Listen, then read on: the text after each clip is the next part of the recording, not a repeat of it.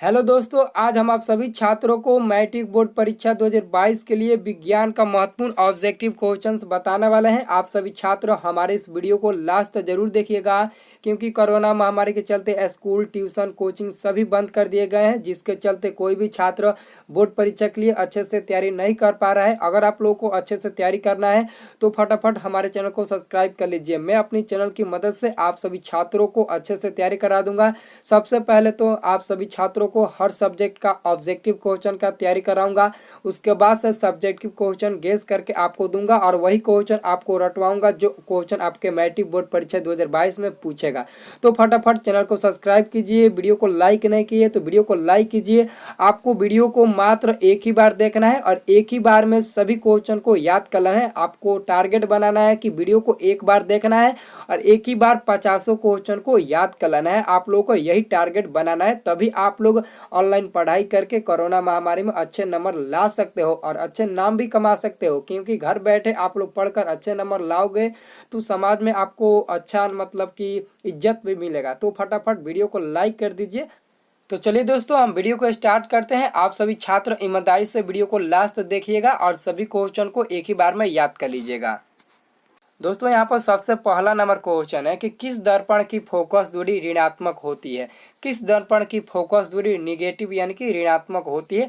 तो आप लोग इसका सही जवाब दीजिएगा ऑप्शन नंबर बी पर। ऑप्शन नंबर बी पर टिक लगाइएगा। अवतल दर्पण की फोकस दूरी निगेटिव यानी कि ऋणात्मक होती है। ठीक है।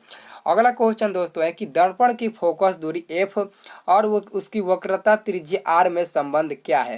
तो हम लोग इसका सही जवाब ऑप्शन नंबर बी को देंगे, ऑप्शन नंबर सी को नहीं देंगे। क्योंकि इस बार यह क्वेश्चन पूछा था तो कितने स्टूडेंट ऑप्शन नंबर सी पर टिक लगा दिए थे। तो जो भी स्टूडेंट ऑप्शन नंबर सी पर टिक लगाया होगा उसका बिल्कुल यह आंसर गलत होगा, और जो भी स्टूडेंट ऑप्शन नंबर बी पर टिक लगाया होगा उसका आंसर सही होगा, वही अच्छा नंबर लाया भी होगा। ठीक है।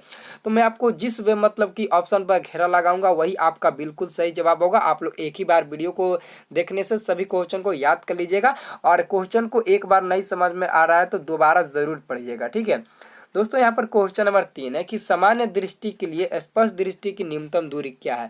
यहाँ पर अगर पूछ दे कि सामान्य मनुष्य के लिए स्पष्ट दृष्टि की न्यूनतम दूरी क्या है, तब भी आप वही आंसर दीजिएगा जो मैं आपको बता रहा हूँ। ठीक है। इसका आंसर ऑप्शन नंबर बी हो जाएगा 25 सेंटीमीटर, क्योंकि सामान्य दृष्टि के लिए स्पष्ट दृष्टि की न्यूनतम दूरी 25 सेंटीमीटर होता है। 25 मीटर पर टिक मत लगाइएगा, 25 सेंटीमीटर पर टिक लगाइएगा। ठीक है। अगला क्वेश्चन दोस्तों यहाँ पर 4 नंबर है कि श्वेत प्रकाश का कौन सा रंग यानी कि कौन सा वर्ण किसी प्रिज्म से गुजरने के पश्चात सबसे कम झुकता है। तो वो होता है लाल रंग। कौन सा होता है? तो लाल रंग होता है। आप लोग याद रखिएगा, लाल रंग का झुकाव सबसे कम होता है। ठीक है। अब दोस्तों अगला क्वेश्चन 5 नंबर देखना है। ठीक है दोस्तों, यहाँ पर 5 नंबर क्वेश्चन है कि मानव आंख की रेटिना द्वारा बनाई गई छवि होती है। मानव नेत्र में जिस प्रकार का प्रतिबिंब बनता है वो किस प्रकार का होता है। तो हम लोग इसका आंसर देंगे, ऑप्शन नंबर बी को देंगे, वास्तविक और सीधा। हमारे नेत्र में वास्तविक और सीधा प्रतिबिंब पाया जाता है, यानी कि उसकी छवि क्या होती है? वास्तविक और सीधा होती है। ठीक है। यहाँ पर दोस्तों 6ठा नंबर क्वेश्चन है कि आकाश का रंग नीला प्रतीत होता है, क्यों होता है? किसके कारण आकाश का रंग नीला प्रतीत होता है?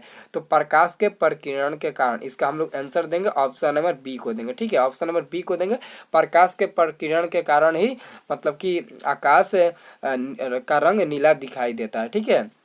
अब दोस्तों हम क्वेश्चन नंबर 7 देखेंगे। ठीक है। क्वेश्चन नंबर 7 यानी कि 7 नंबर है दोस्तों। 7 नंबर क्वेश्चन है कि किस दर्पण से वस्तु का प्रतिबिंब बड़ा बनता है। तो आप लोग याद रखिएगा, कभी भी अवतल दर्पण में वस्तु का प्रतिबिंब बड़ा बनता है। तो हम लोग इसका आंसर ऑप्शन नंबर बी पर ही टिका लगा देंगे। ठीक है। और दोस्तों 8 नंबर क्वेश्चन है, काफी इंपोर्टेंट क्वेश्चन है कि निम्नलिखित में कौन सा लेंस निकट दृष्टि दोष को ठीक करने के लिए उपयोग किया जाता है। अगर निकट दृष्टि दोष पूछे तो हम लोग अवतल लेंस का प्रयोग करेंगे, अगर दूर दृष्टि दोष पूछे तो उत्तल लेंस का प्रयोग करेंगे। आप लोग याद रखिएगा। ठीक है। इसका आंसर क्या होगा? ऑप्शन नंबर सी होगा। हम लोग घेरे लगा दिए हैं। ठीक है। अब दोस्तों आपको क्वेश्चन नंबर 9 देखना है। क्वेश्चन नंबर 9 है दोस्तों कि निम्नलिखित में कौन उपकरण विद्युत धारा की उपस्थिति दर्शाता है। तो हो जाएगा गैल्वेनोमीटर। क्या हो जाएगा? गैल्वेनोमीटर हो जाएगा। ऑप्शन नंबर ए हो जाएगा। 10 नंबर प्रश्न है दोस्तों कि दाएं हाथ के अंगूठे के नियम को किसने प्रतिपादित किया था। तो मैक्सवेल हो जाएगा। ऑप्शन नंबर डी हो जाएगा। मैक्सवेल ने दाएं हाथ के अंगूठे के नियम को प्रतिपादित किया था। दोस्तों आप लोग एक ही बार वीडियो को देखिएगा और एक ही बार में सभी प्रश्नों को याद कर लीजिएगा। अगर आप लोग ऐसे टारगेट रखते हो तो आप लोग 2 महीने के अंदर ही आप हर सब्जेक्ट का ऑब्जेक्टिव क्वेश्चन का तैयारी कर लोगे। ठीक है दोस्तों, आपको पता ही होगा कि बिहार बोर्ड के अलावा बाकी कोई भी बोर्ड अभी तक मैट्रिक और इंटर का परीक्षा नहीं ले पाया है, बल्कि बिहार बोर्ड ने बहुत ही जल्द मैट्रिक और इंटर का परीक्षा लेकर रिजल्ट भी घोषित कर दिया है। ठीक है, तो आप लोग अगर बिहार बोर्ड के छात्र हो तो फटाफट हमारे कमेंट बॉक्स में कमेंट करके बताइए कि मैं बिहार बोर्ड के छात्र हूँ। जैसे बिहार बोर्ड 2021 में आप सभी से ऑब्जेक्टिव क्वेश्चन पूछा गया था अच्छे नंबर लाने के लिए, ठीक वैसे ही 2022 में भी ऑब्जेक्टिव क्वेश्चन पूछा जाएगा। हर सब्जेक्ट में 100 ऑब्जेक्टिव क्वेश्चन पूछा जाएगा और इसमें से 50 का ऑब्जेक्टिव क्वेश्चन का आंसर आपको देना होगा, बिहार बोर्ड के लिए है। ठीक है, तो आप लोग जरूर हमारे कमेंट बॉक्स में बताइएगा। ठीक है, अब दोस्तों 11 नंबर क्वेश्चन हम आप सभी को बताने वाले हैं। 11 नंबर क्वेश्चन है कि विभवांतर का SI मात्रक क्या होता है। तो दोस्तों आप लोग याद रखिएगा, विभव और विभवांतर दोनों का SI मात्रक वोल्ट होता है। तो हम लोग इसका आंसर देंगे ऑप्शन नंबर ए को, विभव और विभवांतर दोनों का SI मात्रक वोल्ट होता है। ठीक है, अब दोस्तों 12 नंबर क्वेश्चन देखिए। 12 नंबर क्वेश्चन है कि निम्नलिखित में किस संयोजन द्वारा प्रतिरोध का मान बढ़ता है। इसका आंसर आप लोगों को पता भी नहीं होगा तो आप लोग देख सकते हो, लेकिन आपको सबसे पहले श्रेणी और समांतर क्रम के बारे में जानना होगा। ठीक है, इसका तो आंसर होगा ऑप्शन नंबर ए श्रेणी क्रम, लेकिन कैसे होगा मैं आपको बता रहा हूँ। यहाँ पर मान बढ़ता है तो बढ़ता है का मतलब क्या होगा, R1 प्लस R2 हो जाएगा और प्लस R3 हो जाएगा, ऐसे करके मतलब कि चलते चला जाएगा। ये हो जाएगा आपका श्रेणी क्रम। और समांतर क्रम में क्या होता है, यही होता है लेकिन 1/R1 हो जाएगा प्लस 1/R2 हो जाएगा, ऐसे मतलब बढ़ते चला जाता है तो उसमें घटता है और इसमें बढ़ता है, इसलिए आपका आंसर ऑप्शन नंबर ए हो जाएगा श्रेणी क्रम। ठीक है दोस्तों, यहाँ पर 13 नंबर प्रश्न है कि चुंबकीय बल रेखा की प्रकृति होती है। तो काल्पनिक और वास्तविक दोनों होती है। चुंबकीय बल रेखा की प्रकृति क्या होती है, तो वास्तविक और काल्पनिक दोनों होती है। तो इसका आंसर हो जाएगा ऑप्शन नंबर सी हो जाएगा। ठीक है, 14 नंबर क्वेश्चन आप सभी से बोर्ड परीक्षा में पूछा जा चुका है कि 1 किलोवाट घंटा किसके बराबर होता है। तो 1 किलोवाट घंटा 3.6 × 10⁻6 जूल के बराबर होता है। ऑप्शन नंबर क्या हो जाएगा, सी हो जाएगा, याद रखिएगा। अब दोस्तों आपको क्वेश्चन नंबर 15 बताना है। ठीक है, 15 नंबर दोस्तों यहाँ पर क्वेश्चन है कि नवीकरणीय ऊर्जा का स्रोत क्या है। नवीकरणीय ऊर्जा का स्रोत क्या है, तो इसका हम लोग सही जवाब देंगे ऑप्शन नंबर बी को, सौर ऊर्जा। सौर ऊर्जा नवीकरणीय ऊर्जा का स्रोत होता है। ठीक है, अब दोस्तों हम क्वेश्चन नंबर 16 बताएंगे। दोस्तों क्वेश्चन नंबर 16 इस बार के बोर्ड परीक्षा में पूछा गया था 2021 में कि कौन सा लेंस अपसारी लेंस भी कहा जाता है, यानी कि किस लेंस को अपसारी लेंस भी कहते हैं। तो दोस्तों आप लोग ध्यान से हमारी बातों को सुनिएगा। अपसारी लेंस अगर पूछे तो अवतल लेंस पर टिके लगाइएगा। तो इसका तो आंसर हो जाएगा ऑप्शन नंबर ए 16 नंबर का, कि अपसारी लेंस को हम लोग अवतल लेंस भी कहते हैं। लेकिन अगर पूछे आपसे कि अभिसारी लेंस किसे कहते हैं, तो अवतल लेंस को क्या कहते हैं, तो उत्तल लेंस को। अगर अभिसारी पूछे तो अवतल लेंस पर उत्तल लेंस पर टिके लगाइएगा, और अपसारी लेंस पूछे तो अवतल लेंस पर टिके लगाइएगा। यानी कि जो क्वेश्चन पूछा है उसके हिसाब से आपका आंसर हो जाएगा ऑप्शन नंबर ए, और अभिसारी पूछे तो उसका आंसर हो जाएगा उत्तल लेंस। ठीक है, आप लोग याद रखिएगा, दोनों में से क्वेश्चन एक जरूर पूछता है हर साल। ठीक है, अब यहाँ पर दोस्तों क्वेश्चन नंबर 17 है। क्वेश्चन नंबर 17 है दोस्तों कि प्रकाश का प्राथमिक वर्ण क्या है। लाल है, हरा है और नीला है। तो आपका तीनों ऑप्शन सही हो जाएगा, लाल, हरा, नीला, यानी कि उपयुक्त सभी। आपका ऑप्शन नंबर क्या हो जाएगा, सही उत्तर डी हो जाएगा। आप लोग डी पर टिक लगा दीजिएगा। ठीक है, अब क्वेश्चन नंबर 18 देखिए दोस्तों यहाँ पर क्वेश्चन नंबर 18 है। क्वेश्चन नंबर 18 है दोस्तों कि निम्नलिखित में कौन नेत्र का रंगीन भाग होता है। तो आप लोग याद रखिएगा, आइरिस मानव नेत्र का रंगीन भाग कहलाता है, इसी को हम लोग रंगीन भाग कहते हैं। तो इसका आंसर हो जाएगा ऑप्शन नंबर डी। ठीक है, अगला क्वेश्चन है दोस्तों 19 नंबर। 19 नंबर क्वेश्चन है कि 1 HP बराबर है। तो सबसे पहले तो हम समझेंगे कि HP बराबर क्या होता है। HP क्या होता है, सबसे पहले तो हम HP के बारे में पढ़ेंगे। तो HP का मतलब क्या होता है दोस्तों, HP का मतलब होता है horse power. Horse power, H का मतलब होता है हॉर्स और P का मतलब होता है पावर। तो एक हॉर्स पावर बराबर कितना होता है, तो 746 वाट के बराबर होता है।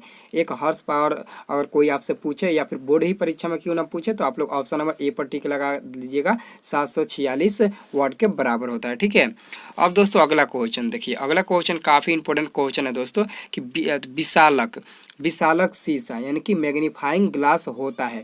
तो मैग्नीफाइंग ग्लास उत्तल लेंस का होता है। आप लोग ऑप्शन नंबर बी पर टिक लगा दीजिएगा। ठीक है, अब 21 नंबर दोस्तों क्वेश्चन देखिए, 21 नंबर क्वेश्चन है कि जब किसी चालक तार से विद्युत धारा प्रवाहित होती है तो गतिशील कण है। तो इसका तो आंसर आप सभी को पहले से पता होगा कि इलेक्ट्रॉन होता है। ठीक है, क्या होता है? इलेक्ट्रॉन होता है। ठीक है, अब क्वेश्चन नंबर 22 देखिए दोस्तों। यहाँ पर क्वेश्चन नंबर 22 ध्यान से देखिएगा। क्वेश्चन नंबर 22 है कि एम्पियर घंटा मात्रक है। तो एम्पियर घंटा आवेश का ऐसा ही मात्रक होता है, ये तो आपको पता होगा। अगर नहीं पता होगा तो याद कर लीजिए, एम्पियर घंटा आवेश का ऐसा ही मात्रक होता है। ठीक है, 23 नंबर दोस्तों प्रश्न है कि निम्नलिखित में कौन सा मात्रक वाट के बराबर होता है।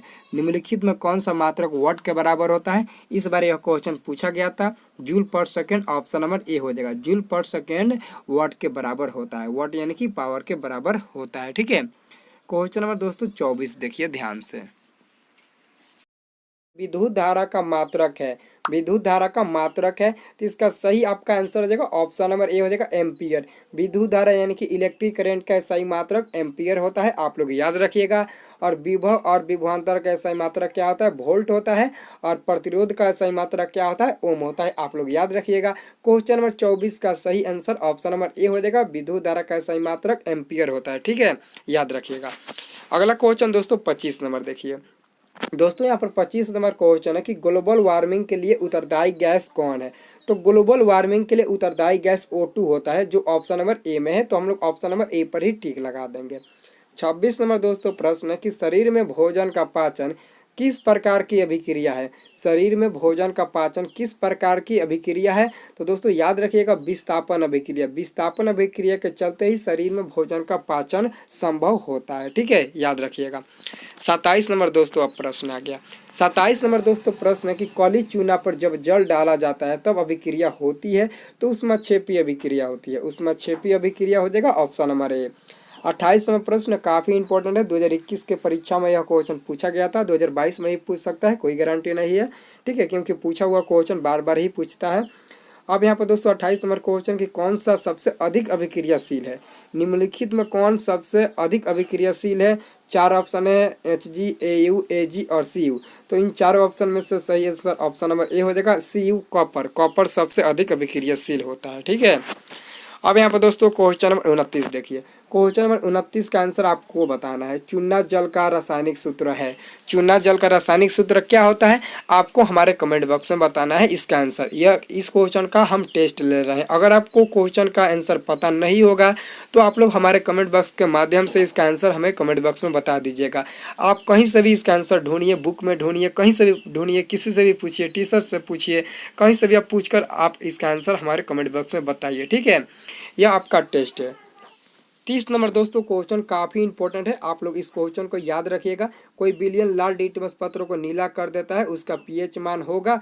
तो आप लोग एक बात को ज़रूर ध्यान दीजिएगा, अगर कोई विलयन लाल लिटमस पत्रों को नीला कर देता है तो उसका मान क्षारीय होगा। क्षारीय विलयन का मान तो हमेशा 7 से अधिक होता है, तो 7 से अधिक 10 भी है और 11 भी है। इसका मतलब कि दोनों इसका आंसर होना चाहिए। तो जी हाँ दोस्तों, बिल्कुल इसका आंसर दोनों होगा। ऑप्शन नंबर डी हो जाएगा, ए और बी दोनों हो जाएगा इसका आंसर, आप लोग याद रखिएगा। 31 नंबर दोस्तों यहाँ पर प्रश्न है कि एल्काइन में कार्बन कार्बन के बीच कितने सहसंयोजक बंधन होते हैं। तो 3 होते हैं। एल्काइन में कार्बन कार्बन के बीच कितने सहसंयोजक बंधन पाए जाते हैं। तो 3 पाए जाते हैं, आप लोग याद रखिएगा। ठीक है, अब यहाँ पर दोस्तों 32 नंबर प्रश्न है कि ग्लूकोज का आणविक सूत्र क्या है। ग्लूकोज का आणविक सूत्र क्या है। तो ग्लूकोज का आणविक सूत्र C6H12O6 होता है, ऑप्शन नंबर ए हो जाएगा, आप लोग याद रखिएगा। 33 नंबर प्रश्न है कि उच्च वसीय अम्लों के सोडियम लवण कहलाते हैं। तो इसका आंसर होगा ऑप्शन नंबर ए हो जाएगा। कभी कभी दोस्तों आपके बोर्ड परीक्षा में पूछता जाता है कि साबुन और अपमार्जक में अंतर बताएं। 2 नंबर के लिए क्वेश्चन पूछे जाते हैं, तो आप लोग को हमारी बातों को ध्यान से सुन लेना है। मात्र 1 मिनट में मैं आपको अंतर बता दूंगा, ध्यान से सुनिएगा। साबुन में सफाई की क्षमता कम होती है, जबकि अपमार्जक में सफाई की क्षमता ज़्यादा होती है। साबुन में क्या होता है, साबुन ज़्यादा वातावरण नहीं फैलाता है, जबकि अपमार्जक ज़्यादा वातावरण फैलाता है। साबुन कम गलता है, जबकि अपमार्जक ज़्यादा गलता है। अगर आप लोग यही 3 अंतर अपने बोर्ड परीक्षा में लिख दीजिएगा इस क्वेश्चन को, तो आपका पूरा फुल नंबर मिल जाएगा, कोई भी टीचर आपका एक भी नंबर नहीं काटेगा। ठीक है, अब क्वेश्चन नंबर 34 देखेंगे। दोस्तों यहाँ पर क्वेश्चन नंबर 34 है कि सिंगल CHO अभिक्रियाशील मूलक को कहते हैं तो एल्डिहाइड कहते हैं। CHO को क्या कहते हैं? एल्डिहाइड कहते हैं। और जब सिंगल वर्ड OH दिखे तो उसको हम लोग अल्कोहल के नाम से जानते हैं। आप लोग याद रखिएगा, क्वेश्चन आपके बोर्ड परीक्षा में पूछा जाता है। 35 नंबर क्वेश्चन है कि आवर्त सारणी के किसी आवर्त में बाएं से दाएं जाने पर तत्वों की परमाणु त्रिज्या घटती है। इसका आंसर हो जाएगा ऑप्शन नंबर ए हो जाएगा, घटती है। आप लोग याद रखिएगा। अब यहाँ पर दोस्तों 36 नंबर प्रश्न है कि निम्नलिखित में तत्वों के अधातु गुण के अनुसार बढ़ते क्रम में सजाए। तो इसका आंसर हो जाएगा ऑप्शन नंबर बी। आप लोग याद रख लीजिएगा, lithium, beryllium, carbon, oxygen, phosphorus. ठीक है, ऑप्शन नंबर बी हो जाएगा। 37 नंबर प्रश्न है कि सिलिकॉन क्या है? तो सिलिकॉन एक उपधातु होता है। सॉरी दोस्तों, अधातु नहीं, उपधातु होता है। ठीक है, कार्बन अधातु होता है। ठीक है, जबकि सिलिकॉन उपधातु होता है। ठीक है, याद रखिएगा। अब दोस्तों आपको 38 नंबर प्रश्न बताना है दोस्तों। ठीक है, अब दोस्तों यहाँ पर 38 नंबर प्रश्न देखिए। 38 नंबर दोस्तों प्रश्न है कि निम्नांकित में कौन विद्युत धनात्मक है? निम्नांकित में कौन विद्युत धनात्मक है? तो इसका आंसर हो जाएगा ऑप्शन नंबर सी हो जाएगा, सोडियम। सोडियम जिसकी परमाणु संख्या 11 होती है, जो विद्युत धनात्मक होती है। अब क्वेश्चन नंबर आपको 39 बताना है। 39 नंबर क्वेश्चन है कि टिहरी बांध का निर्माण किस प्रदेश में किया गया? टिहरी बांध का निर्माण किस प्रदेश में किया गया? तो उत्तराखंड हो जाएगा। ऑप्शन नंबर क्या हो जाएगा? बी हो जाएगा दोस्तों। क्या हो जाएगा दोस्तों? ऑप्शन नंबर बी हो जाएगा। अब दोस्तों क्वेश्चन नंबर हम 40 देखेंगे। दोस्तों यहाँ पर 40 नंबर क्वेश्चन है कि निम्नांकित में किस धातु को केरोसिन में डुबोकर रखते हैं? तो इसका आंसर हो जाएगा ऑप्शन नंबर बी हो जाएगा, सोडियम। सोडियम को हम लोग केरोसिन में डुबोकर रखते हैं। आपके बोर्ड परीक्षा में 2 नंबर के लिए पूछा भी जाता है कि सोडियम को केरोसिन के तेल में क्यों डुबोकर रखा जाता है। हालांकि दोस्तों इसका आंसर हम आपको बाद में बताएंगे। इससे पहले आप लोग ऑब्जेक्टिव क्वेश्चन का फुल तैयारी कर लीजिए, उसके बाद से सब्जेक्टिव क्वेश्चन का तैयारी कीजिएगा। 41 नंबर दोस्तों प्रश्न है कि अपमार्जक से बनाए जाते हैं। तो अपमार्जक से Surf Excel, Easy Surf, shampoo तीनों बनाए जाते हैं। तो इसका आंसर हम लोग देंगे ऑप्शन नंबर डी, उपयुक्त सभी। ठीक है, अब दोस्तों क्वेश्चन नंबर 42 देखिए। दोस्तों यहाँ पर क्वेश्चन नंबर 42 है कि सौर सेल में किसका उपयोग होता है? तो सौर सेल में सिलिकॉन का उपयोग किया जाता है। आप लोग याद रखिएगा, इसका आंसर हो जाएगा ऑप्शन नंबर बी। अगला क्वेश्चन दोस्तों 43 नंबर है कि निम्नलिखित में किसका उपयोग खाना बनाने वाले ईंधन में नहीं किया जाता है? तो CNG का उपयोग नहीं किया जाता है खाना बनाने वाले ईंधन में। बाकी सबका LPG, कोयला, बायोगैस के किया जाता है और CNG का नहीं किया जाता है। ठीक है, याद रखिएगा। अब दोस्तों यहाँ पर 44 नंबर क्वेश्चन ध्यान से देखिएगा। 44 नंबर क्वेश्चन आपको समीकरण दिया है और पूछा जा रहा है कि कौन सा अभिक्रिया है? तो यह ऑक्सीकरण अभिक्रिया हो जाएगा, ऑप्शन नंबर ए। ठीक है, और 45 नंबर क्वेश्चन है कि निम्नलिखित में कौन सा समीकरण संतुलित नहीं है? दोस्तों आपको संतुलित मतलब कि करना आता ही होगा किसी भी समीकरण को। अगर नहीं आता होगा तो उसके लिए अलग से वीडियो बना दूंगा, जिसमें आप सभी को बता दूंगा कि कैसे आप लोग संतुलित करोगे। ठीक है, तो इसका आंसर हो जाएगा option number B. Option number जो बी है वही एक अभिक्रिया जो संतुलित नहीं है। ठीक है, अब क्वेश्चन नंबर आपको 46 नंबर बताना है। दोस्तों यहाँ पर 46 नंबर प्रश्न है कि उदासीन विलयन का pH मान होता है। तो आप लोग याद रखिएगा, उदासीन विलयन का pH मान 7 होता है। उदासीन विलयन का pH मान क्या होता है दोस्तों? तो 7 होता है। आप लोग याद रखिएगा। अगला क्वेश्चन है 47 नंबर की निम्नलिखित में कौन दुर्बल अम्ल है? तो इसका आंसर हो जाएगा ऑप्शन नंबर सी हो जाएगा, CH3COOH एक दुर्बल अम्ल होता है। ठीक है, अब दोस्तों 48 नंबर क्वेश्चन देखना है कि क्रोलाइट अयस्क है। क्रोलाइट अयस्क है, तो इसका आंसर हो जाएगा ऑप्शन नंबर डी हो जाएगा, एल्युमिनियम का। एल्युमिनियम का क्रोलाइट अयस्क होता है। ठीक है, अब क्वेश्चन नंबर आपको देखना है 49 नंबर। 49 नंबर क्वेश्चन है कि पोटेशियम की परमाणु संख्या है। पोटेशियम की परमाणु संख्या क्या होती है? 19 होती है। 19 पोटेशियम की परमाणु संख्या होती है। और अंतिम क्वेश्चन है कि फॉर्मिक अम्ल का यूपीएक नाम है। फॉर्मिक अम्ल का यूपीएक नाम क्या होता है? तो मेथनोइक अम्ल हो जाएगा। फॉर्मिक अम्ल का यूपीएक नाम क्या हो जाएगा? मेथनोइक अम्ल हो जाएगा। दोस्तों आज का इस वीडियो में यहीं तक रहने देते हैं, क्योंकि मैं आपको साइंस का 50 ऑब्जेक्टिव क्वेश्चन बताया। अगर आपको एक ही बार वीडियो को देखने से सभी प्रश्न याद हो गया तो कमेंट करके अवश्य हमें बताइएगा।